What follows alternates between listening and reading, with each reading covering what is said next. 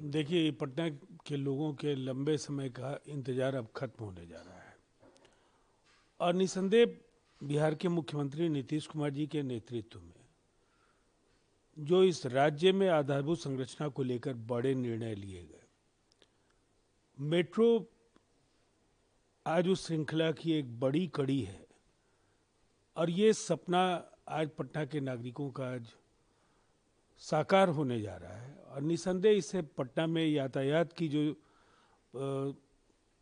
समस्याएं लंबे समय से कम होती चली गई थी, अब इससे काफ़ी ज़्यादा मदद मिलेगी।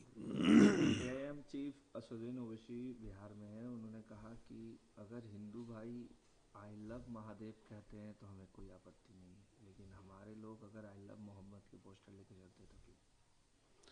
तो मुझे ऐसा लगता है अब विकास पर सभी राजनीतिक दलों को बात करनी चाहिए और जब अब चुनाव की रणभेरी बजने जा रही है तो निसंदेह जनता के जो सरोकार के बड़े सवाल हैं, सड़क, बिजली, रोजगार, नौकरियां, आधारभूत संरचना, सशक्तिकरण और इन तमाम सवालों पर बिहार में विपक्ष के जो भी राजनीतिक दल हैं उनको कोई जवाब नहीं मिल रहा है। इसलिए कि एक लंबी लकीर बिहार के मुख्यमंत्री नीतीश कुमार जी के कार्यकाल में खींच दी गई है और उस पर बात करने के बजाय लोग इधर उधर के सवालों में उलझाना चाहते हैं। वक्त अमेंडमेंट एक्ट के तहत उन्होंने ये भी कहा है कि हमारे मस्जिद, हमारे दरगाह, हमारे ग्रेवयार्ड, ये तमाम चीज़ों को ये लोग छीनना चाहते हैं।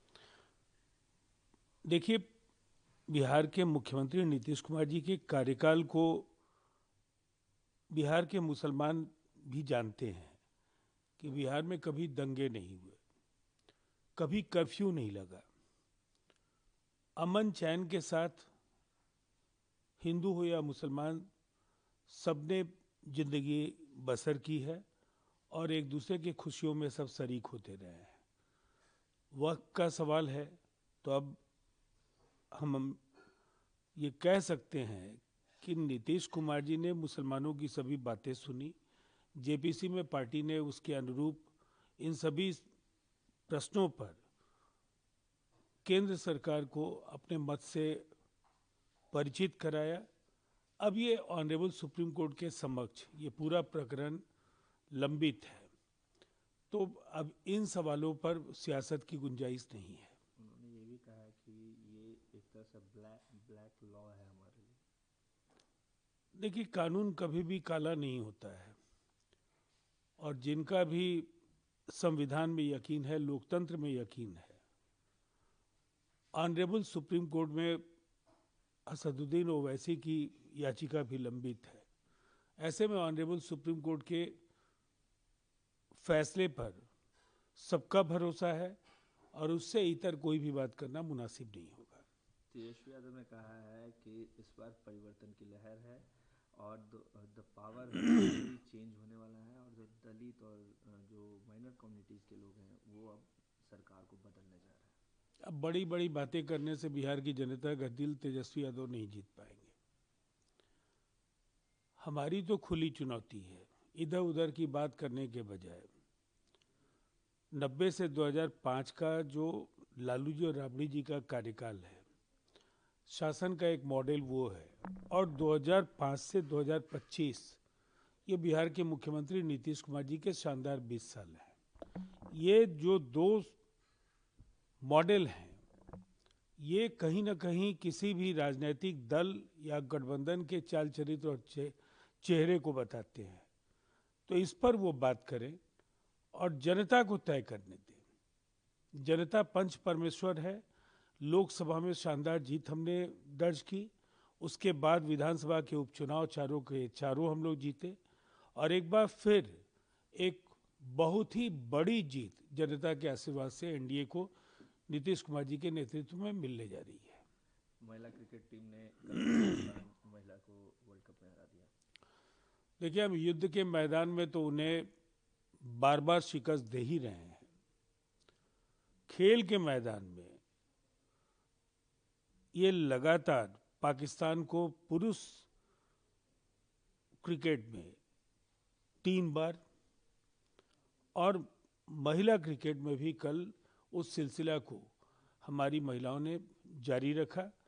और आगे भी पाकिस्तान को, चाहे वो खेल का मैदान हो या वो युद्ध का मैदान हो, हम उन्हें बार बार एहसास कराएंगे कि आतंकवाद के राह पर आगे चलकर वो पूरी दुनिया को जिस तरह से निराश कर रहे हैं, जिस तरह से उनके खिलाड़ी, उनके उद्योगपतियों के अंदर, उनके आम पाकिस्तानी नागरिकों के अंदर, बुद्धिजीवियों के अंदर गहरी निराशा है। और कहीं ना कहीं ऐसी स्पर्धाओं में वो निराशा भी उनका पीछा नहीं छोड़ रही है और इसीलिए वो लगातार पिट रहे हैं हर क्षेत्र में।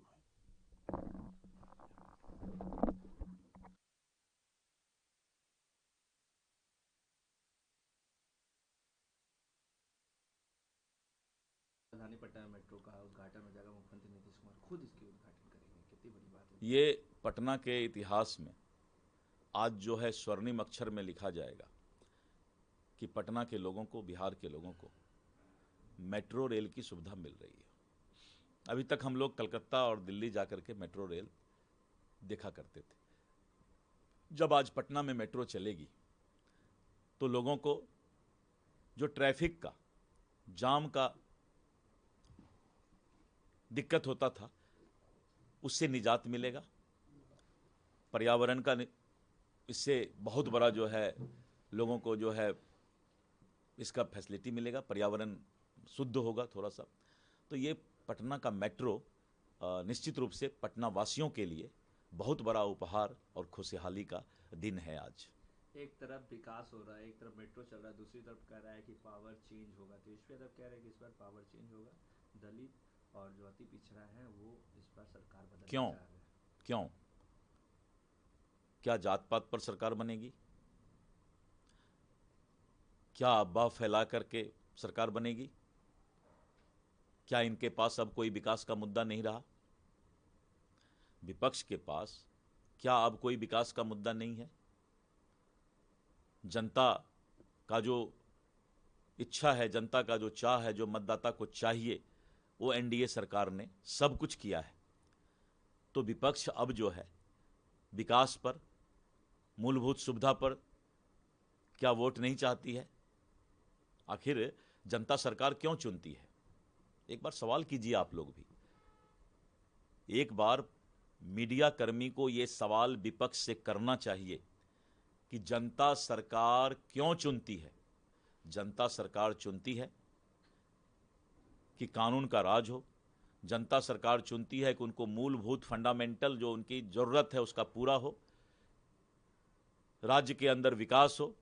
इन सब मुद्दा पर अब कोई चर्चा नहीं कर सकते हैं, क्योंकि जनता जितना चाहती थी उससे ज़्यादा दोगुना जो है सरकार ने क्रियान्वित करने का काम किया। इसीलिए विपक्ष अब विकास पर कोई बात ही नहीं करती है और इनके पास अब सिर्फ अफवाह फैलाने के लिए यही सब बातें रह गया है। असदुद्दीन ओवैसी भी बिहार के दौरे पर है, जहां उन्होंने कहा है वक्फ बोर्ड को लेके कि प्रधानमंत्री मोदी से काला कानून हम लोग पे थोपना चाहते हैं, हमारे दरगाह को, हमारे खानकाह को, हमारे ग्रेवयार्ड। अभी चुनाव में वही सब कोई मुद्दा नहीं है। चुनाव विकास के लिए होता है, बिहार, नए बिहार, विकसित बिहार के सपना को साकार करने के लिए होता है और ये काम एनडीए की सरकार, प्रधानमंत्री श्री नरेंद्र मोदी जी और नीतीश कुमार जी के नेतृत्व में ही होगा। सर एक और सवाल है, आई लव महादेव में उन्होंने कहा कि कोई हमें आपत्ति नहीं, तो आई लव मोहम्मद में क्यों? सभी को अपना अपना जो है धर्म का जो है और भगवान का, सभी को अपना अपना ये करने का अधिकार है, किसी को कोई ऑब्जेक्शन नहीं है। महिला टीम, क्रिकेट महिला टीम ने पाकिस्तान को फिर से हराया वर्ल्ड कप में, कितनी बड़ी बात है। इस पर 12-0, 11-0 से अभी तक इंडिया टीम जीतते आई है। इस पर खिलाड़ियों को मेरी शुभकामना है, बधाई है। इसी तरह भारत का नाम जो है रोशन करते रहें, भारत का झंडा ऊंचा रहे।